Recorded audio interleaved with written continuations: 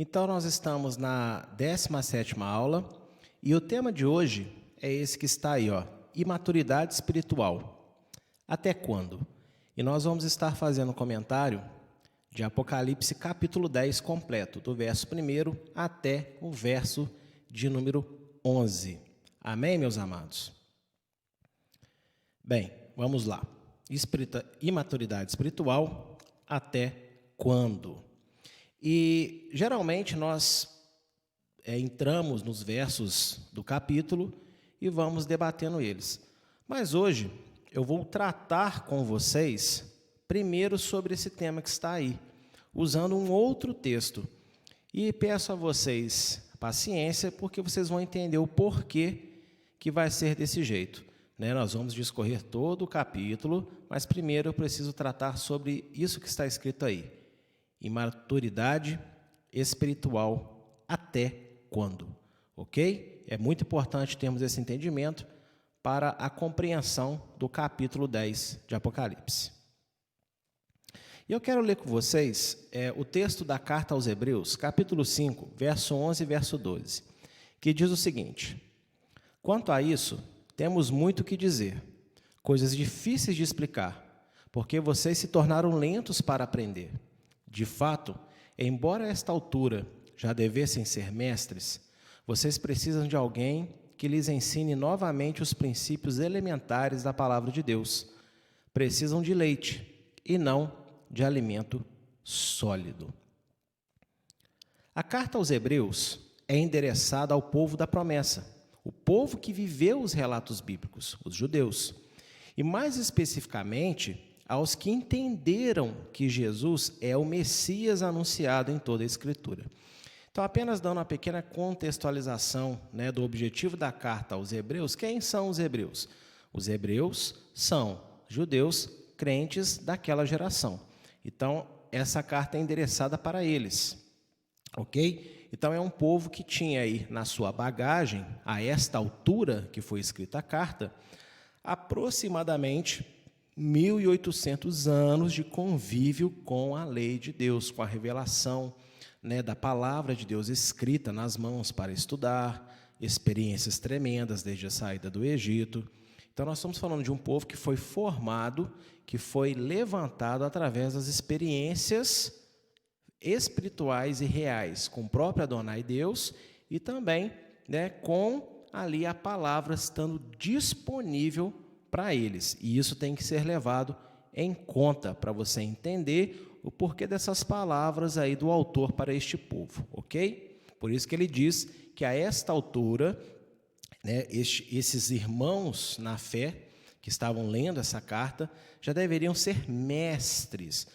Por quê, gente? Além deles serem o povo da promessa, o povo que viveu as Escrituras, eles ainda tinham uma qualidade a mais, eles eram crentes no Senhor Yeshua, crentes no Senhor Jesus. Então, eles, além de serem judeus, eram judeus crentes. Então, eles tinham o Espírito Santo, eles já tinham sido remidos, entendido a principal das revelações, que é a presença de Jesus como Messias, como Salvador.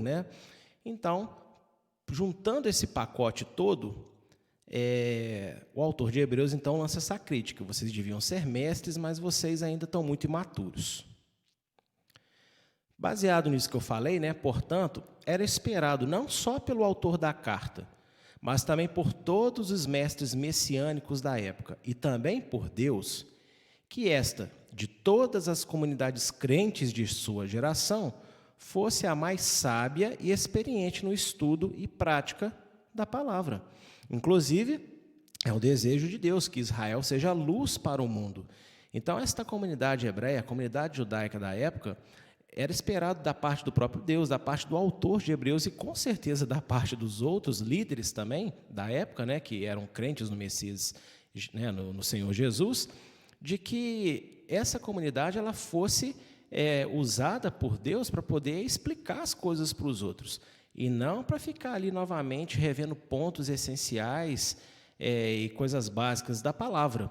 Então, essa advertência do autor é muito interessante. E isso eu quero que você vá aplicando aí para você.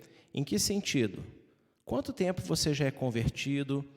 Há quanto tempo você, às vezes, recebe alguns ensinos na sua vida?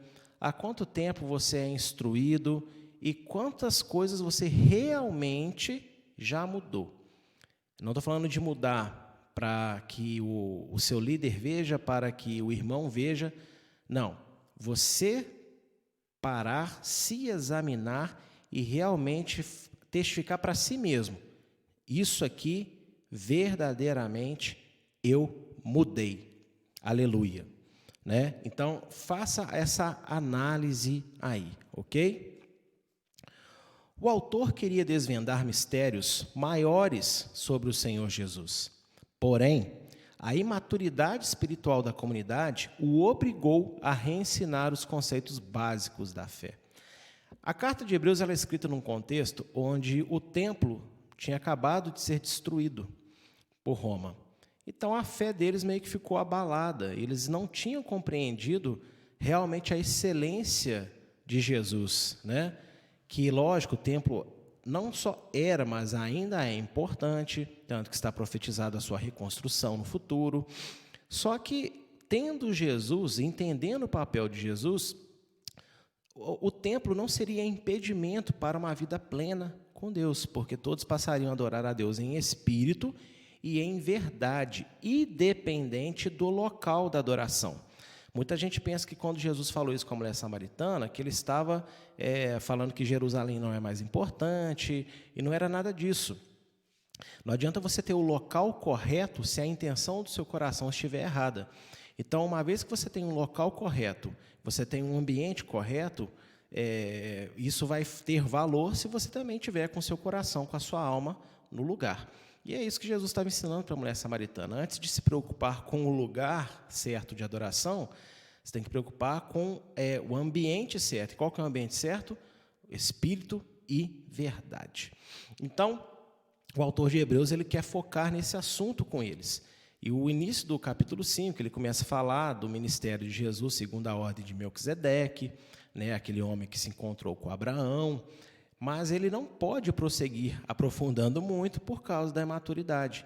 E aí ele vai ter que escrever toda a carta para relembrar conceitos básicos da fé, da confiança daquele povo, para que eles pudessem retomar o rumo da caminhada, porque realmente a destruição do templo os abalou demais. Então, por ele falar isso daqui, vai ficar claro que a intenção dele ao escrever, era que ele estivesse escrevendo por outros motivos, que ele estivesse explicando mistérios maiores, maiores profundidades, né, e não ficar repassando conceitos básicos, ok? Continuando a leitura de Hebreus, verso 13 e verso 14, ele vai dizer assim: quem se alimenta de leite ainda é criança, e não tem experiência no ensino da justiça, mas o alimento sólido é para os adultos, os quais, pelo exercício constante, tornaram-se aptos para discernir tanto o bem quanto o mal. Quando uma pessoa se converte, mesmo que seja um sábio judeu, ela é considerada nova criatura, nascida de novo no Espírito. E lhe é necessário aprender sobre Deus, sobre a ótica de Jesus, rever velhos hábitos e conceitos, abandonando-os totalmente por causa da verdade. Não é de se estranhar que as pessoas muitas vezes pensem que elas têm qualidades muito boas, que elas têm algo especial, e devido a isso, Deus quer salvá-las, quer trazê-las para o Evangelho, porque elas são pedras preciosas e tal.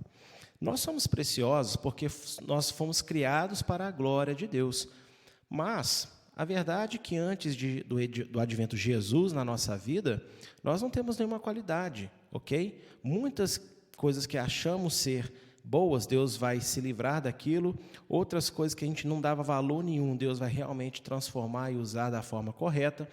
Então, a salvação, a escolha de Deus para nos salvar, não tem a ver com mérito próprio ou com uma condição de excelência em nada na nossa vida. Tem a ver com a misericórdia de Deus pelo propósito de que Ele criou o homem à sua imagem e semelhança, e o desejo de Deus é que todos se salvem, que ninguém se perca. Então, quando uma pessoa se converte, E por que eu estou falando aqui de um sábio judeu? Porque o povo judeu é o povo escolhido, o povo da promessa, o povo que já tinha contato com a palavra, que adorava ao único Deus verdadeiro, o Deus de Israel. Mas mesmo um sábio judeu, quando se convertia, para Deus, ele era considerado o quê? Nova criatura. Então, ele tinha que rever todos os seus conceitos a respeito do próprio Deus, mesmo que ele fosse um mestre, e aprender agora, nos ensinos de Jesus, qual é a forma correta de se relacionar com a lei, qual é a forma correta de se relacionar com o próximo, com o próprio Deus, qual é o jeito correto de pensar sobre si mesmo. E isso vai contra hábitos, contra conceitos. E se o que Deus está apontando agora sobre o olhar de Jesus é a verdade, então nós não temos outra opção senão fazer uma escolha, que é abandonar os nossos hábitos e os nossos conceitos. Mesmo que nós tenhamos aprendido com os nossos antepassados, mesmo que historicamente isso esteja entranhado na nossa cultura nacional, né? Quando aceitamos Jesus, nós estamos abrindo mão de uma cultura física para uma cultura celestial. Eu não deixo de ser brasileiro, não deixo de ser mineiro, juiz-forano, mas tudo que for brasileiro, mineiro, juiz-forano, contrário à palavra de Deus, então eu vou ter que tirar na minha vida para que o juiz-forano, mineiro, brasileiro, resplandeça a glória de Deus. Amém? E eu quero mostrar para vocês que isso está na palavra. João 3, verso 7. Não se surpreenda pelo fato de eu ter dito, é necessário que vocês nasçam de novo. Esse episódio aqui é a conversa de Jesus com Nicodemos. E nós sabemos que Nicodemos, ele era mestre em Israel. E ele está falando para o mestre, para o judeu mestre, sábio, temente a Deus, o quê? Olha, você tem que nascer de novo. E nesse verso ele fala, vocês, ele está colocando toda a nação de Israel, todos vocês têm que nascer de novo, né? Então veja que converter-se a Deus é reaprender. Por que eu estou dizendo isso?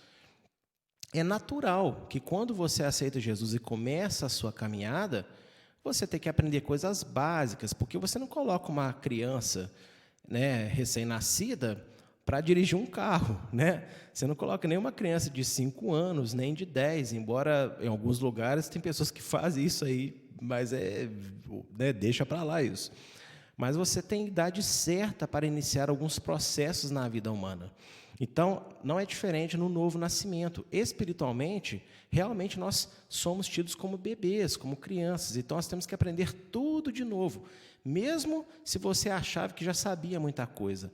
Por isso que Yeshua também, né? Jesus, ele disse que um mestre da Torá, quando ele se converte, é como alguém que coloca coisas novas no seu baú, né? Então, assim, ele tem um conhecimento maravilhoso, porém vai ser totalmente o quê? Remodelado o seu entendimento daquilo, para que ele possa, então, ter as revelações corretas a respeito da palavra de Deus. Então, quando alguém se converte, é natural que ela aprenda coisas básicas. Contudo, após passado determinado tempo de conversão, é esperado que a pessoa nascida de novo se torne experiente na prática da verdade, que aprendeu, estando apta para revelações maiores e importantes. Então, é isso aqui que o autor de Hebreus está falando.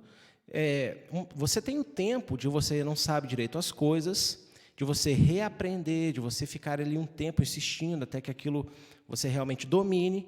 Mas, passado um tempo, gente, você não pode permanecer no estado de criança espiritual.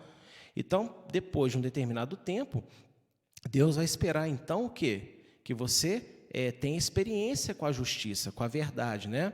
Você tem experiência o suficiente para agora aprender e receber revelações maiores e mais importantes.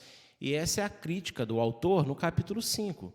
Ele queria falar para este povo revelações maiores, assuntos mais interessantes, mas ele vai ter que gastar toda a carta repassando pontozinhos básicos por causa da falta de foco da comunidade. E isso acontece muito hoje também. Não sei se esse é o motivo que levou essa comunidade a estar dessa forma naquela época, mas hoje eu vejo muito pelas vezes, o que as pessoas anunciam sobre a palavra de Deus. A palavra de Deus é simples. Não, porque servir a Jesus é simples. Sim, tem a simplicidade da fé, mas você não pode simplificar absolutamente tudo, dizer que servir a Deus não tem mistérios, que servir a Deus não exige esforço, não exige dedicação de aprendizado, né? Porque nós estamos falando a respeito, afinal de contas, de Deus, um ser que ele está muito além da capacidade do intelecto humano. Então, só se você parar e pensar na natureza de Deus e de quem Ele é, você vai perceber claramente que não é tão fácil assim compreender as suas coisas, os seus propósitos, e que nós devemos empenhar a nossa força, o nosso entendimento, a nossa alma, né, para aprender, ok? Muita gente pensa que o Espírito de Deus ele vai o tempo inteiro soprar conhecimento no seu coração, no seu ouvido. Ele é quem nos ensina, ele é quem nos convence, mas ele vai trabalhar em cima de uma matéria-prima. E qual é a matéria-prima? A Bíblia. Quanto mais eu me dedicar à Bíblia e às orações, mais o Espírito Santo vai ter matéria-prima para poder me aperfeiçoar. No início, quando eu não tenho nada, ele me concede. Eu até fiz uma ministração aqui alguns sábados atrás, né, falando de obediência. Quem compra? Falando sobre o óleo das 10 virgens, né? Então, vale a pena assistir ali para você entender um pouco melhor esse conceito. Mas, no início, todo mundo ganha um pouquinho para começar, porque a gente não tem noção de nada, a gente é criança. Não é verdade? Uma criança ela precisa da mãe para poder amamentar. Durante muitos e muitos anos da vida dela, ela vai precisar de alguém para fazer comida para ela. Mas, aos 50 anos, né, ela vai passar fome agora só se ela quer. Porque nada impede ela de ter aprendido a cozinhar, a fazer, nem que seja, como no meu caso, né, um miojão aí para poder sobreviver, não morrer de fome, né? Então, assim também é na presença de Deus. Quando nós convertemos, Deus dá para nós entendimento e poder no Espírito básicos para que a gente possa começar a nossa caminhada. Mas Ele não vai para todo sempre dando mais só porque Ele nos ama, não. Agora somos nós que temos que provar o nosso amor para com Ele e a nossa gratidão para que Ele continue derramando. Por isso que o apóstolo Paulo fala em Romanos que todas as coisas cooperam para o bem daqueles que amam a Deus, não para o bem daqueles que Deus ama. Deus ele ama todas as pessoas, mas nem todo mundo realmente ama a Deus. Então a crítica do autor aqui de Hebreus é isso, que aquela comunidade, por algum motivo, ela não cresceu, ela não avançou. E hoje, eu acredito que muitas comunidades também no mundo, sejam judeus messiânicos ou sejam protestantes, eles também não avançaram no conhecimento da palavra.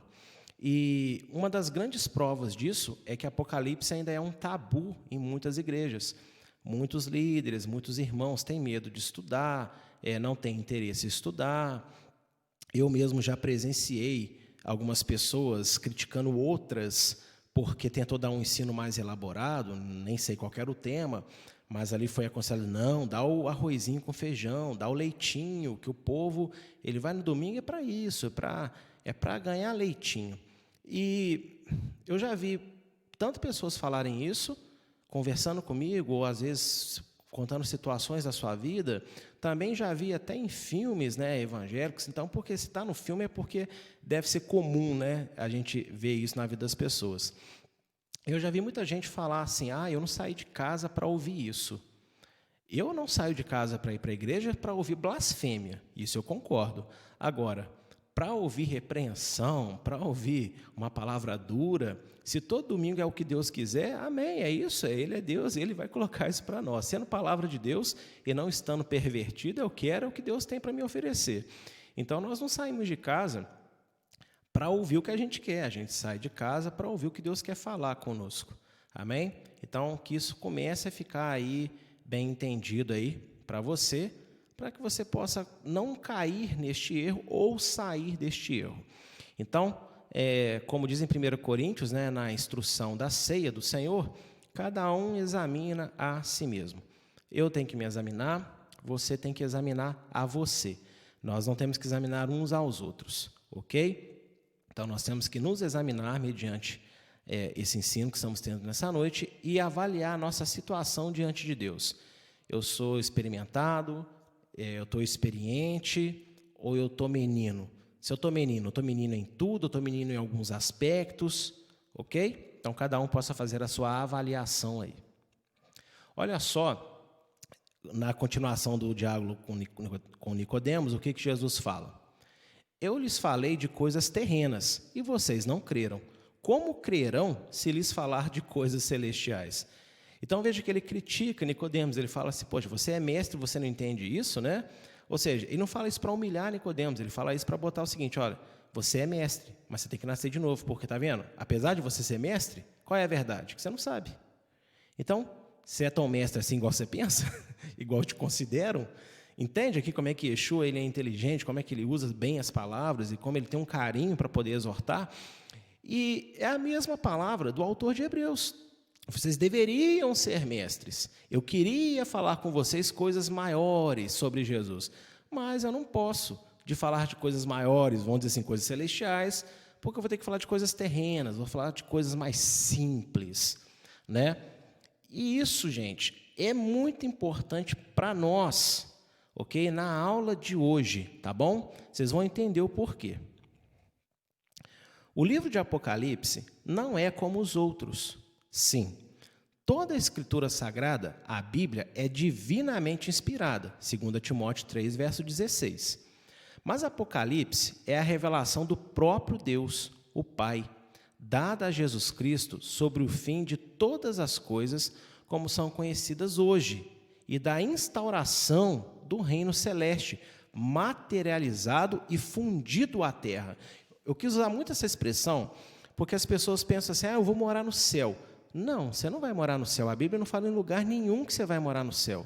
Quando Jesus fala que foi preparar moradas, não é no sentido de casa feita de nuvem de algodão, não, tá?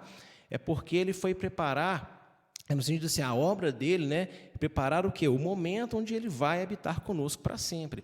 Mas olha só, a Bíblia é muito clara em Isaías 65:17, 2 Pedro 3:13, próprio livro de Apocalipse 21, verso 1, também tem alguns salmos que usam essa expressão, e também outras profecias, aqui são apenas 3 exemplos, de que Deus fala o quê? Novos céus e nova terra. Então, a verdade é que o mundo espiritual vai se fundir ao mundo físico, tudo vai se tornar uma coisa só. Então, nós vamos habitar na terra restaurada, mas também, né, complementada, planificada pela presença material do mundo espiritual. Algo que é maravilhoso e está acima até da nossa compreensão humana, ok? Mas é importante entender isso. O livro de Apocalipse, gente, ele é diferente dos outros. Lógico, a Torá de Deus é a lei, né? É a base de toda a Bíblia. Mas eu estou falando que o livro de Apocalipse é diferente porque ele é a revelação do próprio Deus dada para o Senhor Jesus, seu Filho, e que foi transmitida a João para que toda a terra recebesse essa revelação do que vai acontecer. Eu tenho falado isso, acho que desde o início das aulas de Apocalipse, né? Não existe possibilidade das palavras de Apocalipse não acontecerem, vai acontecer, ok? O que nós podemos fazer é pregar essas palavras e aqueles que tiverem ouvido vão se arrepender nas áreas da sua vida que precisam, seja para uma conversão total, seja para o conserto de alguma área que está desalinhada com a santidade de Deus, e assim sair dos juízos, receber então a graça, o revestimento do poder, né, e do perdão de Deus para a vida eterna. Mas vai acontecer tudo, ok? Então isso tem que ficar muito claro para nós. Por isso, quanto mais a leitura do livro de Apocalipse avança, maior precisa ser a maturidade espiritual do leitor, que sou eu e você. Eu espero que você esteja lendo também o livro, né? Seja antes da aula, seja depois da aula. Tem pessoas, às vezes, que preferem ler antes e já chegar aqui meio que, vamos dizer assim, enturmado com aquilo que eu vou falar. Tem pessoas que, às vezes, saem da aula e vão ler baseado na aula que tiverem. Mas também tem pessoas que elas não leem antes, elas não leem durante, elas não leem depois. Então, não. Eu estou dando aqui para você ferramentas, mas o estudo eu faço para te apresentar, mas você tem que pegar o estudo que eu dou e você também fazer o seu próprio. Você tem que ter a sua comunhão, a sua intimidade com esse livro, porque o mandamento não é para o pastor, o mandamento é que o pastor passe para a comunidade tenha contato com ele. Na época bíblica, né, existia talvez alguns pergaminhos, algumas poucas cópias que apenas os líderes tinham, mas hoje, graças a Deus, todo mundo aí pode comprar uma Bíblia até por R$ 9,99 na fila do mercado. Então, né, não é desculpa para ninguém não ter relacionamento com as profecias desse livro, ok? Então, seguindo aí, quanto mais o livro avança, a gente vai precisar de maior maturidade espiritual. Todos, sem exceção, precisam crescer em entendimento e foco na palavra e da sua própria vida, abandonando toda a forma de pirraça. E aí eu quero falar um pouquinho de cada coisa. Gente, o que é pirraça? Você não pode ser um filho de Deus pirracento, né? Você bateu o pé, que você não gostou disso, você não aprovou aquilo, para com Deus, né? Você não concorda com isso, é porque a palavra diz assim, mas você tem uma opinião diferente. Não, você não pode fazer pirraça com Deus. Você não pode ser mais egoísta, né? Você não pode achar que a sua vida com Deus é apenas para o seu próprio benefício. Você vai ser abençoado por Deus em muitas áreas da sua vida, né? E eu quero profetizar isso pela minha fé no nome de Yeshua, para você, que você seja abençoado em todas as áreas da sua vida. Mas o propósito de Deus ter te salvado não é para você só ganhar tudo o que você precisa, é para você também servir a Deus, é para você então trabalhar para os propósitos dele, para um coletivo. Então a gente não pode ser egoísta, a gente não pode andar em autocomiseração. O que significa andar em autocomiseração? A gente ser sempre o coitadinho, a gente ser sempre o perseguido, tadinho de mim, né? Aquela pessoa que tem, é como se fosse assim, sempre um pessimismo eterno sobre ela, né? Tudo acontece com ela, como dizia, né, o bichinho lá do desenho antigo do Manda-Chuva, só os mais antigos que vão lembrar, tá, Monique? Depois você procura, é um gatinho amarelo, que usava um terninho roxo, e o bichinho do Manda-Chuva falava, ó céus, ó azar, só comigo. Não, isso aí, gente, a gente não pode mais ter esse tipo de fé, tá bom? Esse espírito de autocomiseração. O apóstolo Pedro, ele fala na sua segunda carta que no mundo inteiro, irmãos, na nossa fé, também passam as mesmas provações que nós. Não é antinatural você sentir um peso sobre a sua vida, às vezes, que parece que só você passa por aquilo. Mas é ruim quando você abraça essa mentira e vive aprisionado a ela. Então, Deus te ama como ama o seu irmão. Se a bênção dele chegou e a sua não, é porque era o tempo dele, não é o seu tempo. Significa que ele talvez tenha se sujeitado a Deus de uma forma que você ainda não se sujeitou, dentre tantas outras coisas que podem estar envolvidas. Então, nós não podemos ser, né, coitadinhos na presença de Deus, nós não podemos ser teimosos, ok? Então, muita gente é teimoso, tem muita gente que sabe o que Deus deseja, mas quer fazer aquilo que botou na cabeça e pronto, acabou, obstinação. Então, nós não podemos ser teimosos e fazer aquilo que a gente quer, achando que Deus vai abrir uma exceção no nosso caso, né, porque nós temos alguma forma de especialidade diante da sua presença. Não, Deus ele não faz acepção de pessoas. Então, a palavra de Deus é a mesma para todo mundo. Nós não podemos ser soberbos, né? E a soberba aqui, ela pode implicar em muitas coisas. A soberba ela tem uma amplitude muito grande na psique humana, né?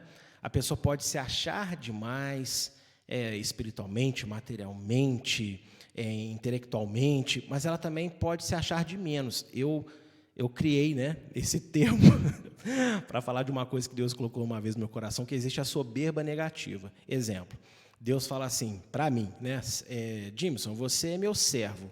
E eu falo assim, não, Senhor, eu não sou seu servo, eu não mereço, eu nunca serei teu servo, não. E é por isso que Deus se irritou com Moisés, porque Moisés não aceitou o que Deus estava falando. Então, ele teve uma soberba negativa, ele se achou menos demais do que realmente ele era para Deus. Então, nós não podemos ser assim, ok? Nós temos que, como Paulo diz no capítulo 12 de Romanos, nós temos que ter o equilíbrio correto da fé que Deus nos proporcionou. Então, eu não posso pensar de mais a meu respeito, também não posso pensar de menos. Eu tenho que ter equilíbrio nos meus pensamentos e na minha fé a respeito do relacionamento de Deus comigo e no meu relacionamento também com Deus.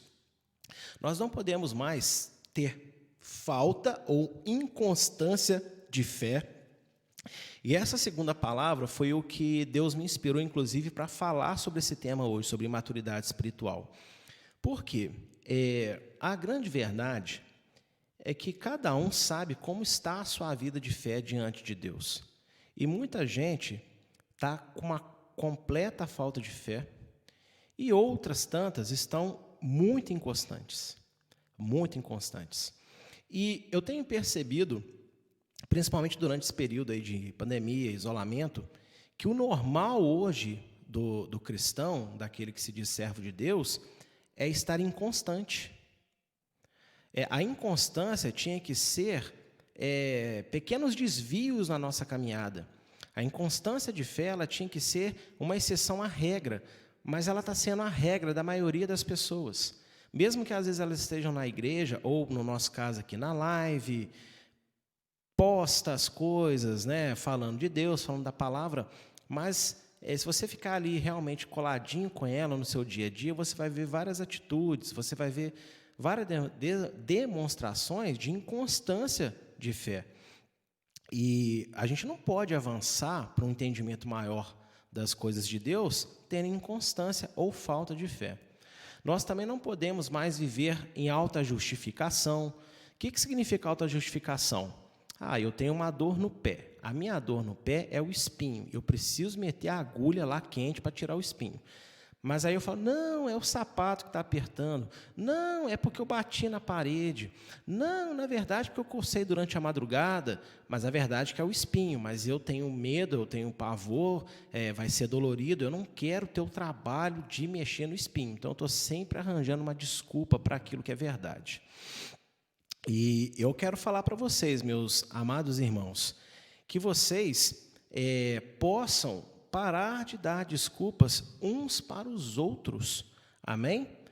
E não só para os outros, mas para si mesmo em primeiro lugar, da verdade, ok? E eu não estou falando da minha verdade, da sua verdade, porque verdadeiramente temos verdades diferentes, mas a palavra de Deus tem uma só verdade. Eu posso falar de um jeito, você pode falar de outro, né? Mas Deus, quando inspirou as pessoas para escreverem, Ele tinha o seu próprio pensamento e a sua própria interpretação. Então, o ideal é que nós venhamos a sujeitar as nossas interpretações pessoais à interpretação do Espírito de Deus.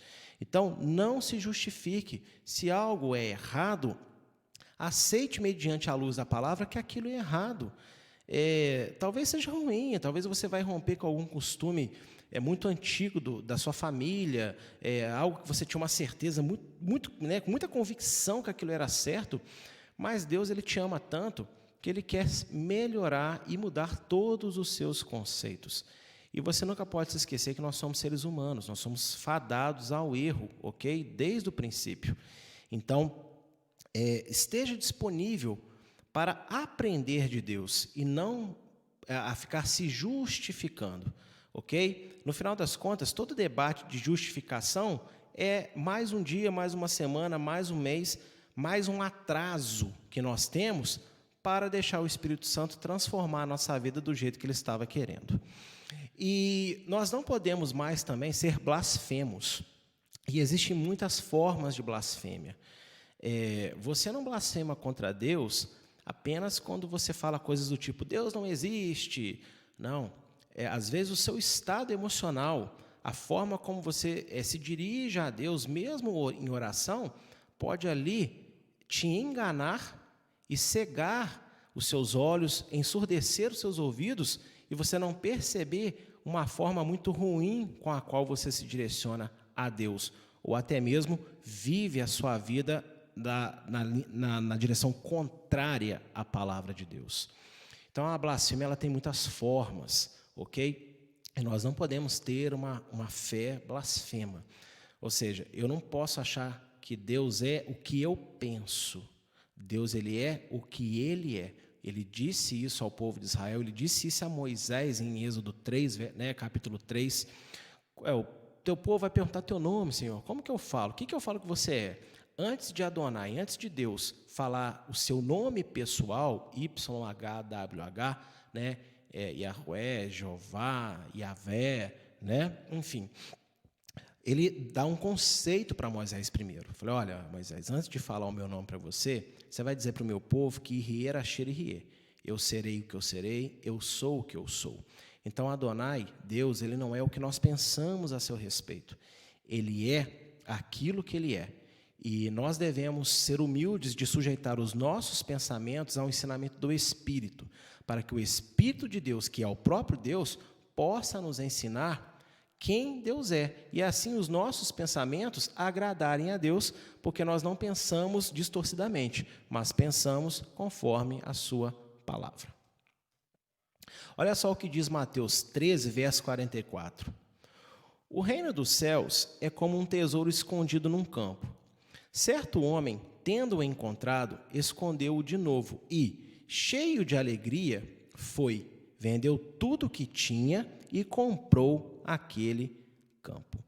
Essa parábola aqui do Senhor Yeshua, eu acho perfeita para isso que eu estou tentando ensinar para vocês. As pessoas, quando elas se deparam com a verdade, elas tinham que ter o mesmo sentimento desta parábola que Yeshua está contando, que Jesus está contando. Quando você encontra um tesouro mesmo, algo muito valioso, olha só a atitude da pessoa. O campo não é dela, então ela não pode roubar o tesouro dali. Então isso já mostra que existem formas corretas de fazer, né, as coisas. Então ele enterra de novo o tesouro, vende tudo que ele tem para comprar o campo, mas ele não está interessado no campo, ele está interessado no tesouro, mas para ele poder pegar o tesouro, ele tinha que ser o quê? Dono do campo. Então, assim também tem que ser o relacionamento das pessoas com as riquezas e com a verdade de Deus. Você pode ser dono de muitos bens, você pode ser conhecedor de muitas coisas, mas quando você se depara com a verdade da Bíblia Sagrada, com o convencimento do Espírito de Deus no nome de Jesus, Deus quer que você abra mão de tudo que você tem, de tudo que você pensa, de tudo que você sente.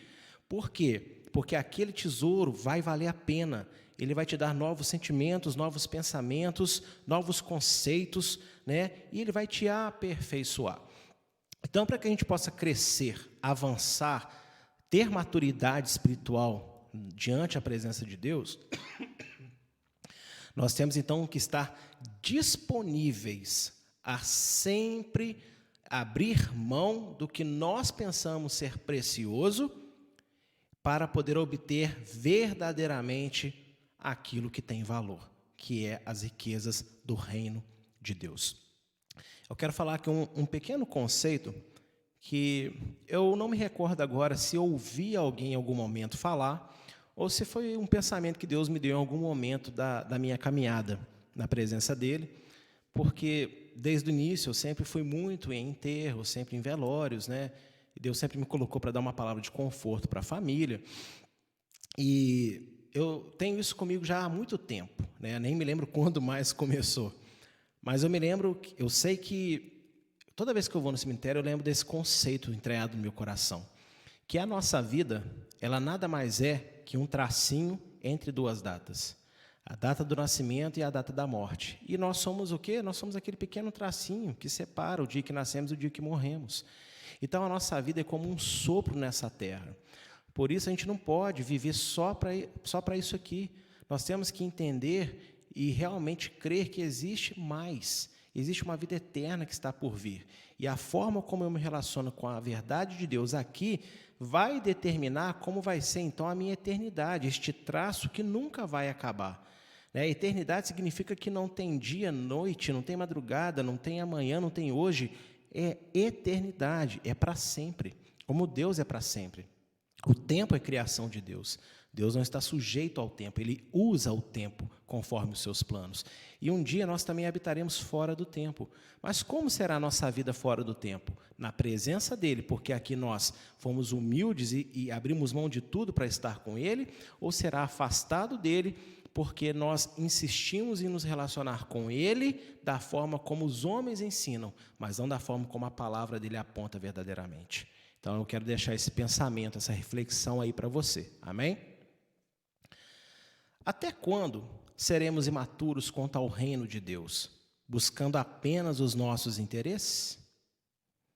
Fica essa pergunta para você refletir.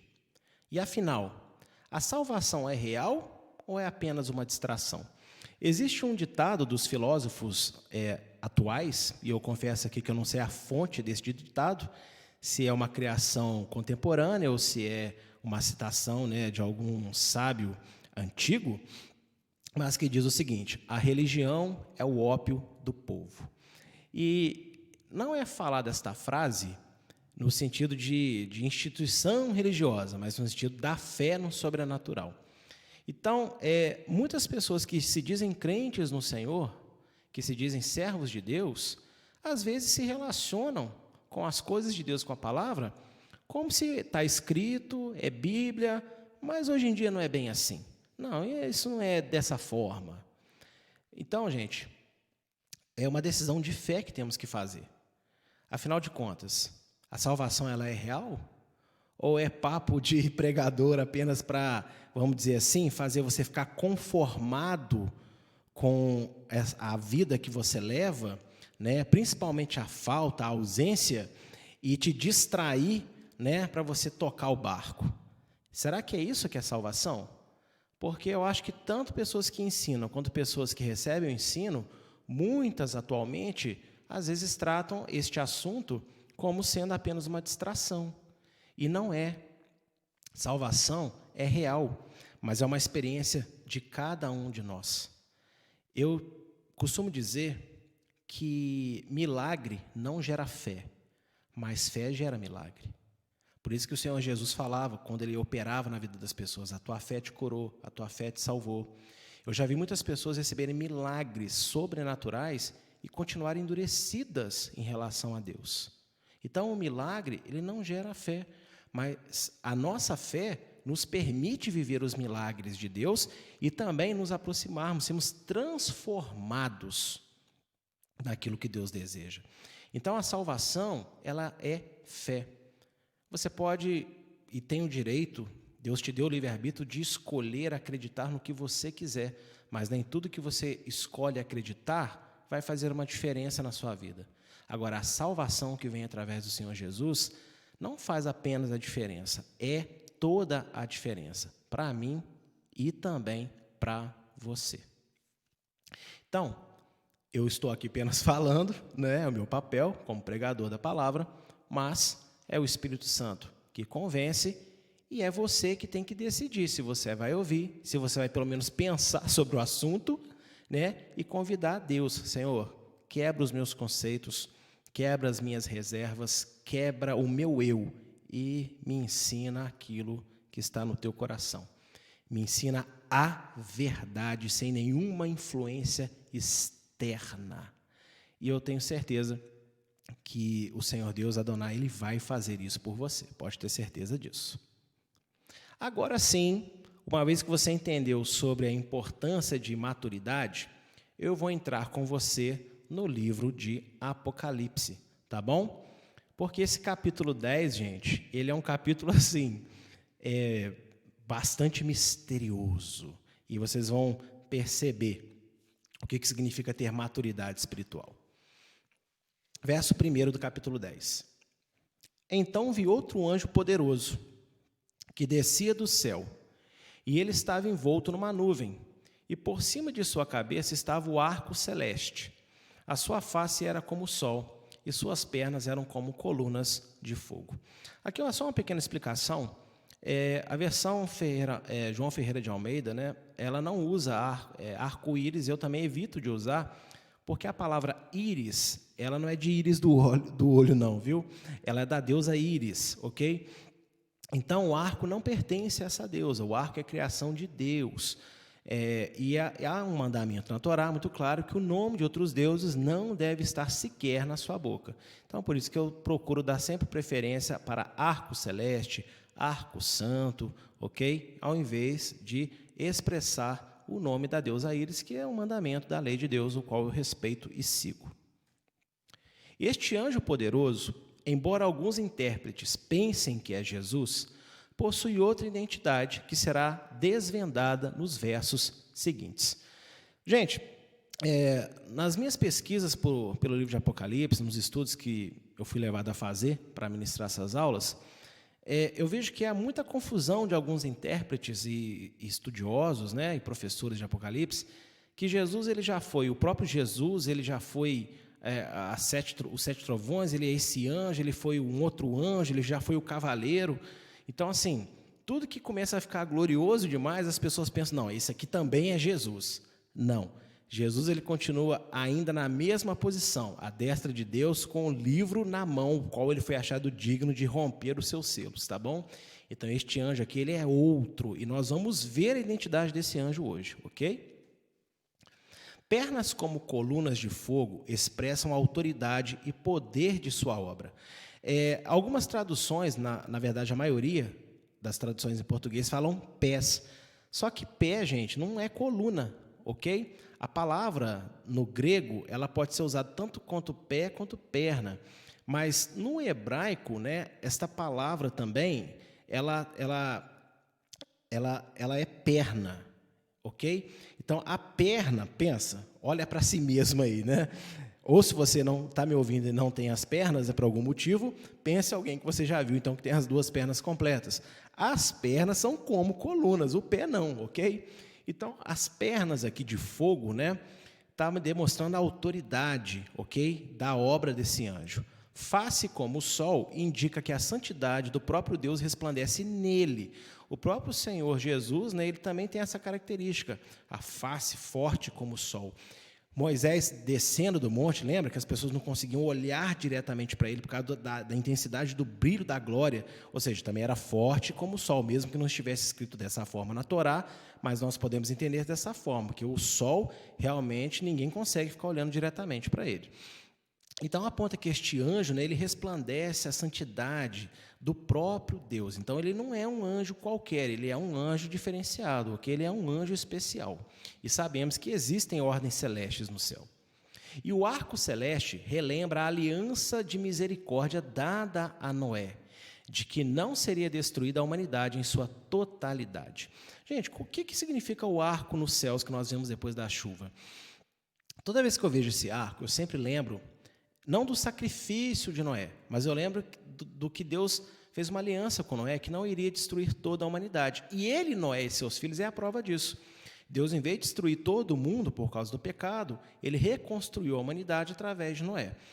Porém, hoje as coisas estão piores do que nunca e sabemos que, mais uma vez, Deus vai ter que punir o mal, ele vai ter que acabar com toda a maldade. Mas ele não vai destruir todos os seres humanos. A destruição vai vir para aqueles que não aceitaram salvação e viveram nesse mundo de forma contrária à justiça de Deus.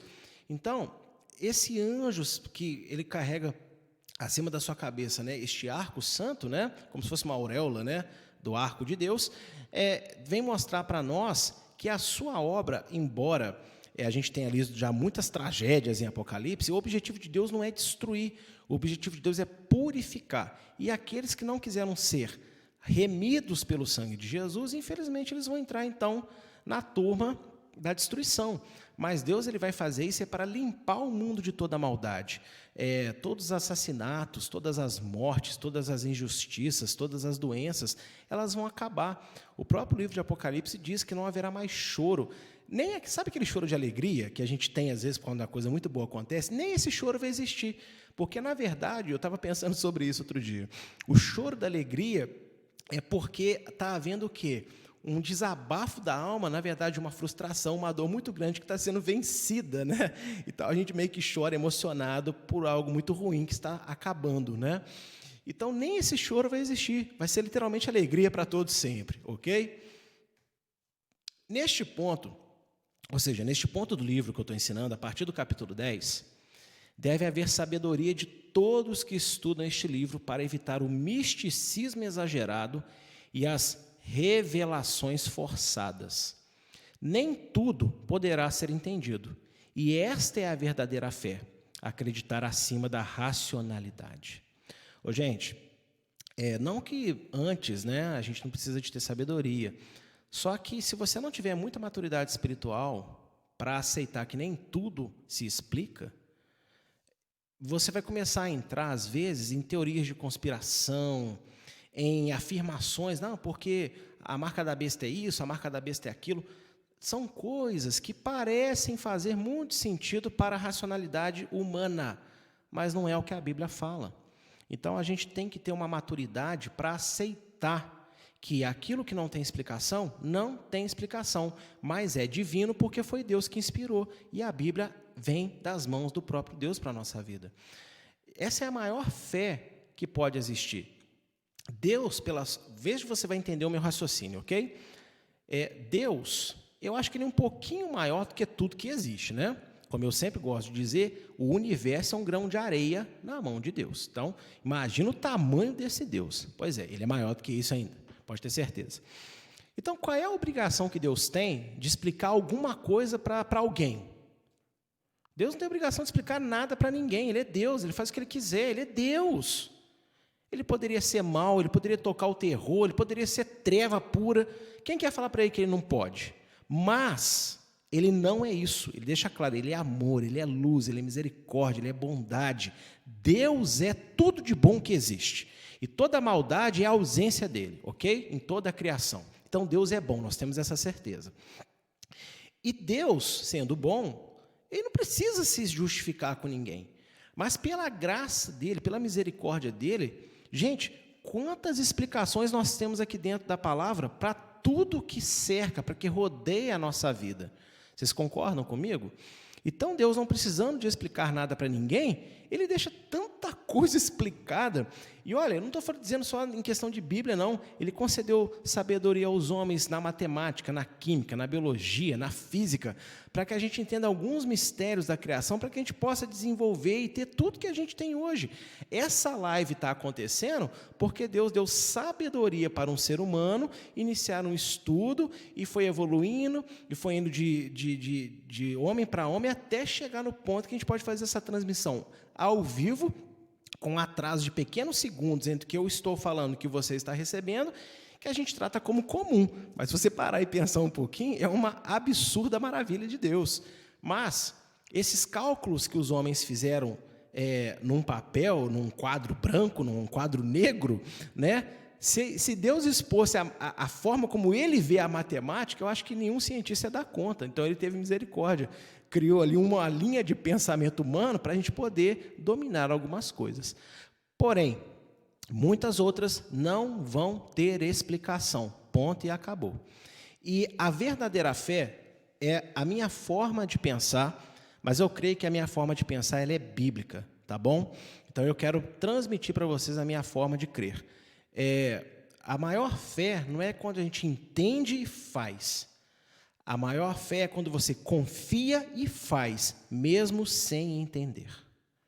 E aí Deus, se achar por bem, por ser nosso amigo, né, ele vai nos dar, em alguns momentos, conhecimento dos seus mistérios.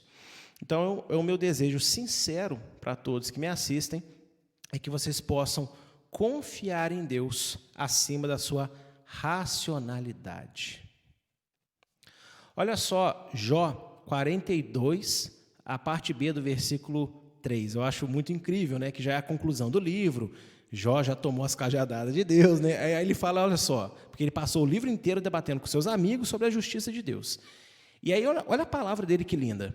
Certo é que eu falei de coisas que não entendia, coisas tão maravilhosas que eu não poderia saber. E quando Deus conversa com Jó, ele não explica as coisas, ele só questiona. Lê lá direitinho para você ver o relato, é incrível isso, né? Ele falou, Jó, é assim que eu sustento o universo, é assim que eu faço. Não, ele apenas fala para Jó, né, questionando a Jó, Jó, você pode me explicar como que isso aqui funciona, Jó? Em cima de onde que a terra está firmada? Como é que é isso? Como é que é aquilo? Ô, Jó, você pode brincar com esse animal aí que todo mundo tem medo, que eu viro ele de cabeça para baixo e coça a barriguinha dele? Basicamente é isso que Deus fala. Então, Deus não explica nada para Jó. Deus só faz Jó pensar em quantos mistérios há na existência da época dele, que ele nem nunca parou para pensar naquilo, mas que Deus é o criador de todas elas. Então, gente, nós temos que ter essa humildade, nós temos que ter essa maturidade. Eu te garanto que quando você sujeitar o seu entendimento a Deus plenamente, porque você crê em quem Ele é, ao invés de querer entender minuciosamente tudo que ele faz, aí é que você realmente vai entender muito mais coisas do que você tem entendido hoje. Amém? Espero que eu tenha me feito entendido aqui agora. Por isso que eu comecei a aula de hoje falando sobre imaturidade de fé. Porque você não pode começar a entrar nas profundidades do livro de Apocalipse ou de qualquer outra demais escritura e começar a super espiritualizar tudo. E esse é um mal muito grande das pessoas. Lógico, nós lutamos contra principados e potestades, mas nós temos que também ter uma saúde na nossa fé, no nosso pensamento, de que existem coisas que somos nós, existem coisas que estamos influenciados e cabe a nós fazermos, ainda que seja uma influência satânica, não é só orar, é uma mudança de atitude, de pensamento, é uma luta contra pensamentos e atitudes, amém? Então, espero que isso aí possa fazer bem para vocês e vocês possam analisar isso, porque é muito ruim também a gente ficar acreditando em misticismo exagerado, ficar acreditando em revelação, que às vezes é bonito de ouvir, mas não tem aplicabilidade no mundo espiritual para nada, e acaba distraindo a gente. A grande conclusão que eu tenho chegado, depois de todos esses anos na caminhada com Deus, é que tudo aquilo que realmente não é verdade é distração, e o que distrai nos atrapalha. Apocalipse 10, verso de 2 a 3, vai dizer assim: E ele segurava um livrinho, o anjo, que estava aberto em sua mão. Colocou o pé direito sobre o mar e o pé esquerdo sobre a terra. E deu um alto brado, como o rugido de um leão, quando ele bradou. E 7 trovões falaram. O livro na mão do anjo não é o mesmo que Jesus tomou das mãos do Pai, mas outro. E as pernas colocadas no mar e na terra é a certeza de que todo o planeta irá ser afetado pela obra deste anjo. O brado do leão simboliza o perigo real, a ameaça para os inimigos de Deus e de seu Filho, Jesus Cristo. Gente, eu nunca tive o prazer de ouvir o rugido de um leão de perto, Queria muito um dia poder ir num zoológico, ou num safari, na África, assim, ver o leão ali no seu ambiente natural, desde que super mega protegido num carro totalmente seguro, Vou dar sopa para o azar nada, mas deve ser incrível o barulho real, o rugido de um leão.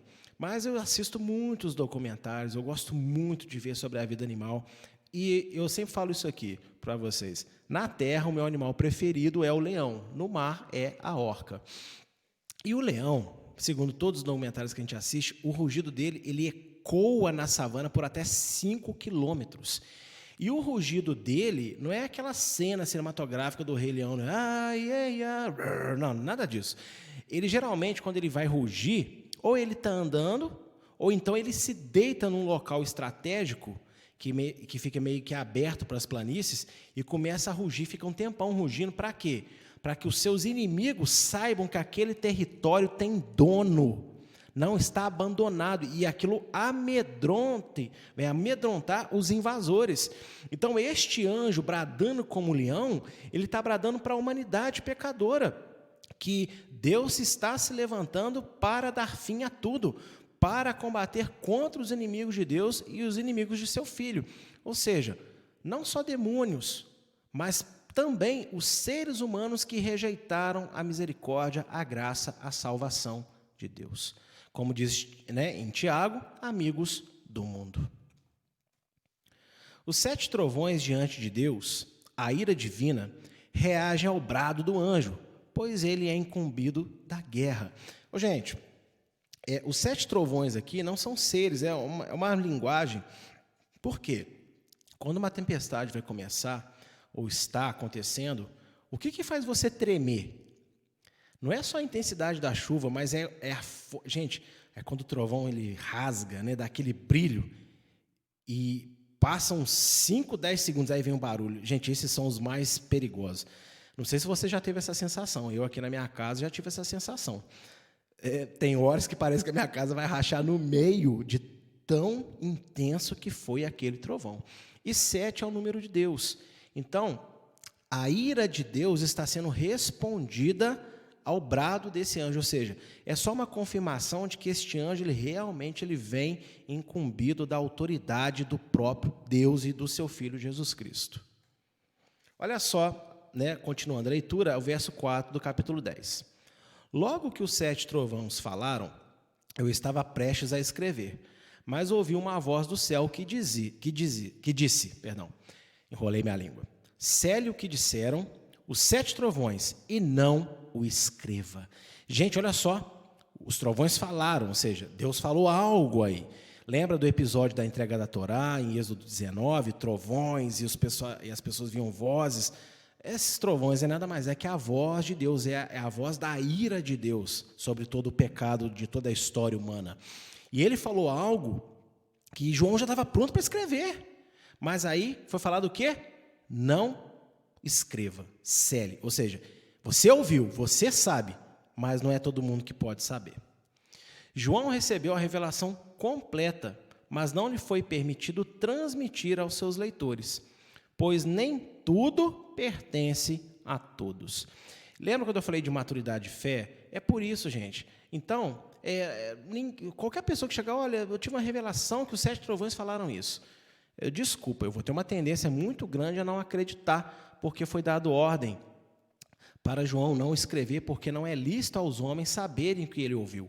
Ele, João, teve esse privilégio, mas ficou para ele. Ele pôde relatar que ele ouviu alguma coisa, mas ele não pôde relatar o que ele ouviu. E olha só que interessante, 2 Coríntios 12, de 3 a 4, Paulo ele fala exatamente dessa mesma experiência. Conheço um homem que se na carne, no espírito não sei, foi levado ao terceiro céu e ouviu coisas que não são lícitas aos homens ouvirem. Mas esse homem que subiu, que é ele, né, ouviu. Para ele foi dado, para o temor dele, para a intimidade dele, pelo propósito da vida dele, mas ele não pôde repassar o que ele ouviu para as pessoas. E Daniel 12, de 8 a 9, né? Daniel também vai fazer um questionamento às revelações que ele está recebendo, e é dito para ele a mesma coisa, cele, mas aí, só que aí é interessante, cele, porque não está no tempo dessa revelação, ou seja, o próprio Daniel não pôde entender a revelação, mas no futuro, Deus daria a revelação para outras pessoas. Então, isso também mostra o quê? Maturidade de fé. Nem tudo eu tenho que saber, nem tudo é meu direito de saber, não. Tem coisas que são dadas a quem Deus quer dar. E você não tem que meter o bico, não tem que meter o bedelho ali. Ok? Isso pode ser aplicado, inclusive, em muitas áreas da nossa vida, né? Onde as pessoas, né, como diz o ditado, de curiosidade morreu o gato. Então, nem tudo você tem que saber, não. Às vezes, deixa de mexerica um pouquinho e confia ali que Deus está tratando, que Deus está fazendo, e não te cabe saber, não é a hora de você saber, ok? Por isso que a Bíblia fala que existe o tempo certo para todas as coisas. Então, tem essa maturidade de respeitar que nem toda revelação e nem toda informação é sua, ok? Pertence, às vezes, especificamente a quem Deus quer que tenha aquela informação pelo propósito qual Ele escolheu. Do verso 5 ao verso 6. Então o anjo que eu tinha visto de pé sobre o mar e sobre a terra, levantou a mão direita para o céu e jurou por aquele que vive para todo sempre, que criou os céus e a terra, que criou os céus e tudo que neles há, a terra e tudo que nela há, e o mar e tudo que nele há, dizendo, não haverá mais demora. Este anjo precede o fim de todas as coisas. O fim mesmo, fim. Porque o livro todo de Apocalipse, né, relata os acontecimentos do fim. Mas esse anjo não, esse anjo quando ele vem, agora o negócio vai, agora está perto mesmo. Sua manifestação é a indicação de que a restauração da criação, novos céus e nova terra, está próximo. Então, o agir desse anjo é porque, assim, realmente agora são os últimos acontecimentos e pronto. Ok? Acabou-se tudo. E nestes versos temos a dica da identidade do anjo. No verso 5 e 6, nós vamos ter, então, a pista, né? Nós vamos ter o remes que Deus vai dar, a dica, né, para sabermos quem é este anjo. Por quê? Existem algumas expressões na descrição de João que são repetições de Daniel 12, 7. Olha só, o homem vestido de linho que estava acima das águas do rio, né, igual o anjo, ergueu para o céu a mão direita e a mão esquerda, igualzinho o relato dele, e eu o ouvi jurar por aquele que vive para sempre. O anjo ali em cima também jurou por Deus. Haverá um tempo, tempos e meio tempo, quando o poder do povo santo for finalmente quebrado. Todas essas coisas se cumprirão. Então, este anjo de Apocalipse 10 é este homem vestido de linho, também é um anjo, né, lógico, que Daniel viu. E quem é este homem vestido de linho? Aí já vi também comentaristas falar, esse homem vestido de linho era Jesus não revelado. Não, não é. Nas revelações de Daniel, Jesus é um outro ser que aparece aí nessas descrições dos capítulos 10 a 12, ok? Onde está a identidade desse anjo? No verso 1 do capítulo 12. Naquela ocasião, Miguel, o grande príncipe que protege o seu povo, se levantará. Haverá um tempo de angústia, tal como nunca houve desde o início das nações e até então. Mas naquela ocasião, o seu povo, todo aquele cujo nome está escrito no livro, será liberto. O anjo tem um livro na mão, que não é o mesmo anjo de Jesus, né? Então, Miguel vem com o livro, né? Ele vai vir na época de desespero, como nunca houve antes. Quem é, então, o anjo de Apocalipse, capítulo 10? Opção A. O anjo Rafael lá, não sei das quantas. Opção B, o anjo caído. Opção C, Miguel. Miguel, gente, ok? Miguel é o anjo. E eu já vi alguns comentários também querendo falar que Miguel, na verdade, é Jesus. Não é, não. Miguel é Miguel. Ele tem esse nome e não é Jesus.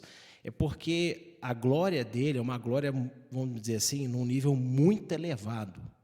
Então, as descrições das suas aparições, que não são muitas, mas que tem em Apocalipse, tem em Daniel,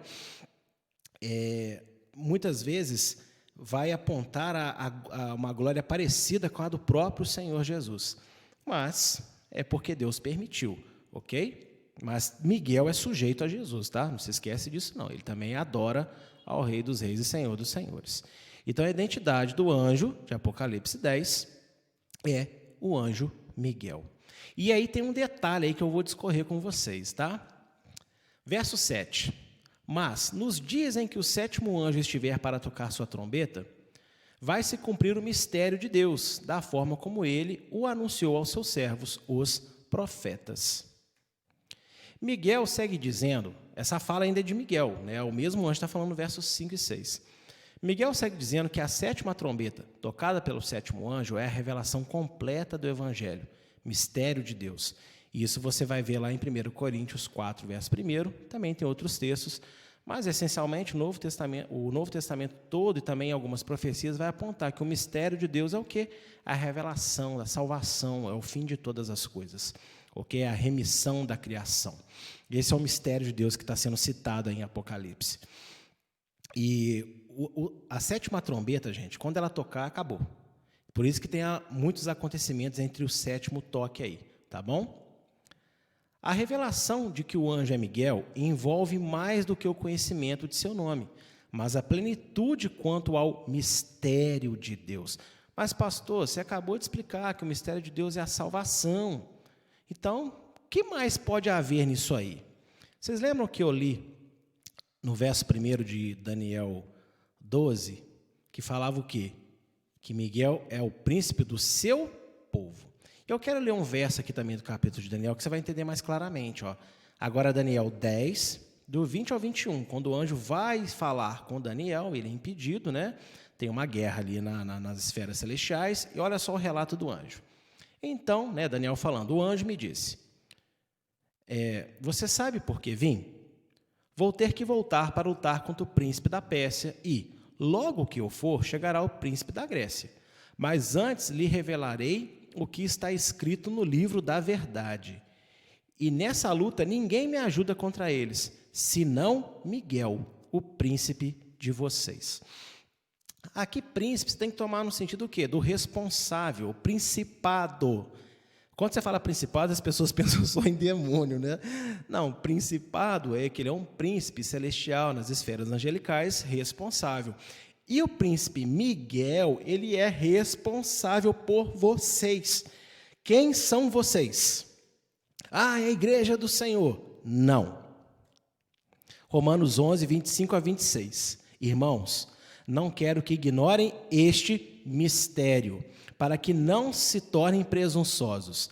Israel experimentou um endurecimento em parte, até que chegasse à plenitude dos gentios, ou seja, o fim de tudo, e assim todo Israel será salvo, como está escrito: virá de Sião o Redentor, que desviará, ou seja, tirará de Jacó, dos descendentes do povo judeu, do povo hebreu, a impiedade, os pecados. Então, este anjo do capítulo 10, por que é ele que se apresenta?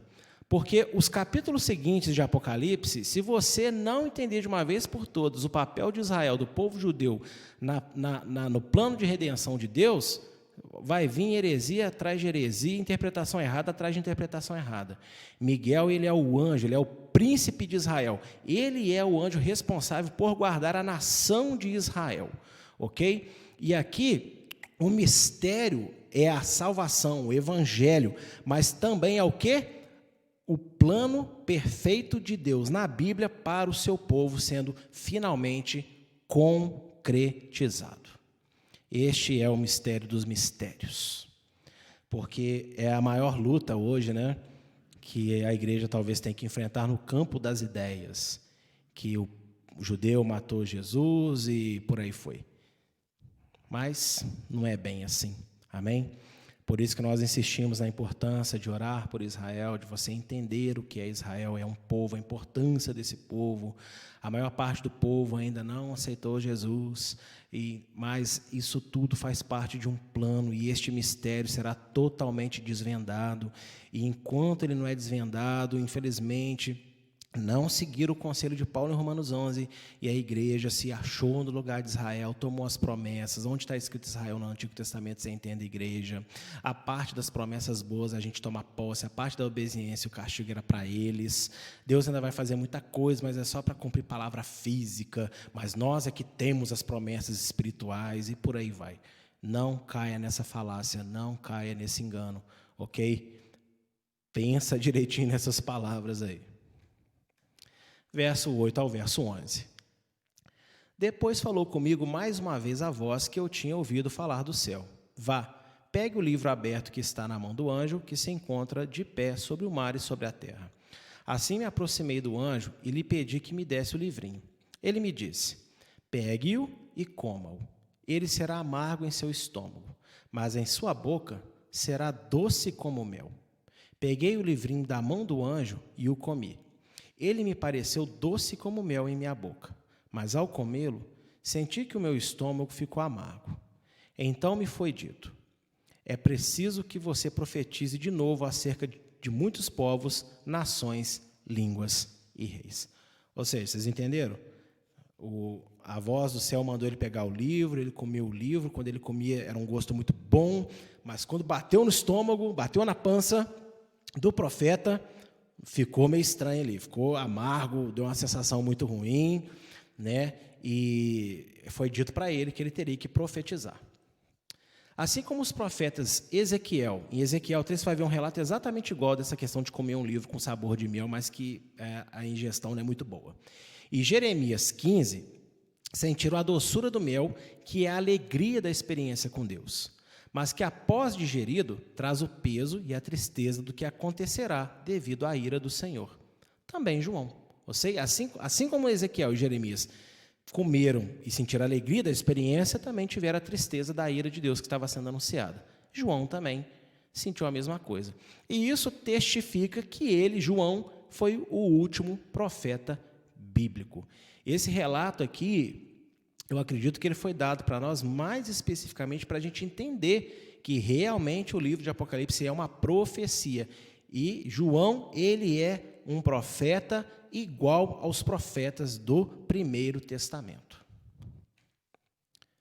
A sua profecia possui alcance mundial, pois é o dia do Senhor sobre toda a terra. Mas o seu ministério não foi de proclamar as palavras deste livro, ou seja, ele não saiu no meio das pessoas proclamando todo o livro.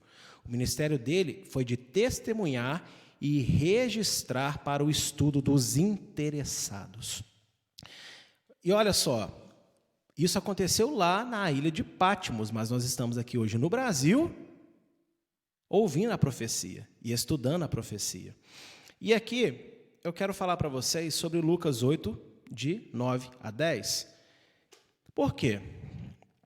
Você precisa de ter a sua fé madura, não apenas para o entendimento, mas para a busca. E talvez você às vezes me interprete errado, quando eu falo que você não pode ficar buscando só os seus próprios interesses, só as bênçãos materiais.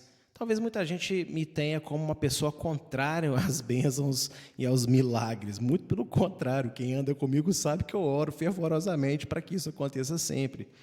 Mas falando de interesse pessoal, já tem muita gente nos dias de hoje. Falando das coisas que eu falo, também tem muita gente, mas um número quase que infinitamente menor dos que falam de bênção e prosperidade.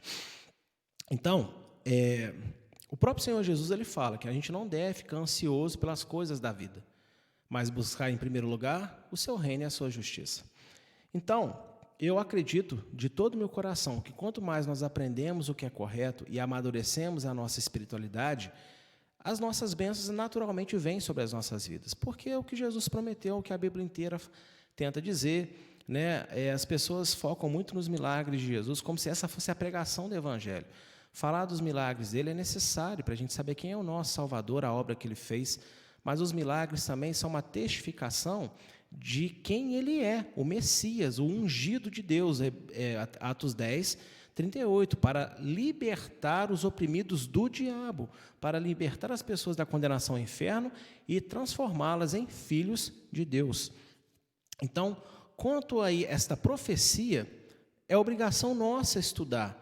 E quando eu falo obrigação, não é porque Deus vai colocar uma faca no nosso pescoço, ou estuda ou morre. Não.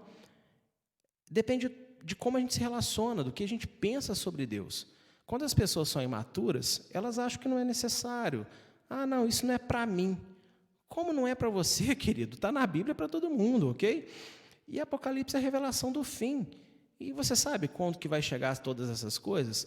Pelos estudos que nós já tivemos, nas primeiras aulas, até os 4 cavaleiros, eu particularmente, eu vejo já isso acontecendo. Quanto tempo vai demorar para o restante das coisas acontecerem? Eu não sei. O que eu sei é que Deus não lança palavras ao vento. Ao contrário dessa teologia que as pessoas acham que a igreja não vai pegar nada da grande tribulação, porque ela não vai estar aqui, não faz sentido nenhum Deus alertar, exortar, dar as dicas para uma igreja que não vai estar aqui. Se eu não vou estar aqui, para que eu preciso saber dessas coisas? Não faz sentido, né? Mas vamos lá. Lucas 8, verso 9 e verso 10. Olha só uma palavra bem interessante que nós vamos ter sobre ou estudar, amadurecer a nossa fé e saber buscar as palavras corretas para o nosso coração. Olha só. E seus discípulos o interrogavam, dizendo: que parábola é esta? E Jesus disse: a vós vos é dado conhecer os mistérios do reino de Deus, mas aos outros por parábolas, para que vendo, não vejam, e ouvindo, não entendam. Gente, se os discípulos não tivessem perguntado a Jesus, será que Jesus teria chegado para eles e falado assim: olha, vou aqui contar para vocês o significado da parábola, porque eu estou vendo que vocês não entenderam? Eles foram escolhidos, mas eles também tinham que ter ações. Por que eles foram escolhidos? Porque eles eram curiosos, eles queriam aprender, eles queriam estudar. Então, nem tudo a gente vai saber, mas tudo que está escrito é para o nosso bem, para que a gente se interesse, para que a gente aprimore os nossos conhecimentos de Deus. E não basta eu estar aqui ensinando, ou você está assistindo qualquer outro tipo de ensino, qual você se interesse, não necessariamente o meu. Mas você precisa de ter interesse e de perguntar, de aguçar ali, sabe, a sua proximidade ao conhecimento que Deus disponibilizou para você. Ok? Nem tudo você vai saber, tem hora que vai ser além do seu alcance, mas existem muitas coisas que estão disponíveis. Mesmo no livro de Apocalipse, nesse capítulo, tem coisas que não foram reveladas para nós, a voz dos 7 trovões, mas foi escrito para eu ler que isso aconteceu. Então, este ponto foi dado para mim. O que o trovão falou, não. Mas eu não saberia nem que os trovões falaram se eu não buscasse. Então, seja interessado pelas coisas de Deus. Permita que o Espírito de Deus te leve à maturidade espiritual. E aí, como nós falamos bem no início da aula, peça a Deus ajuda para vencer os seus defeitos pessoais na sua alma. Lógico que nós temos, às vezes, que fazer acertos, né, com o nosso próximo, mas o próximo não é impedimento também para que eu faça corretamente aquilo que cabe a mim fazer. Tá bom, gente? Então, que vocês possam crescer, avançar e não serem meninos na fé para sempre. E isso não tem nada a ver com o nível intelectual. Esta mensagem, cada um aqui, tenho certeza, pôde extrair algo muito bom para a sua vida, conforme o desejo do próprio Deus. Então, o problema não está em ouvir, o problema está em acreditar no poder de Deus para nos instruir naquilo que nós ouvimos. Que você possa crescer e que você possa ser abençoado pelo entendimento da palavra.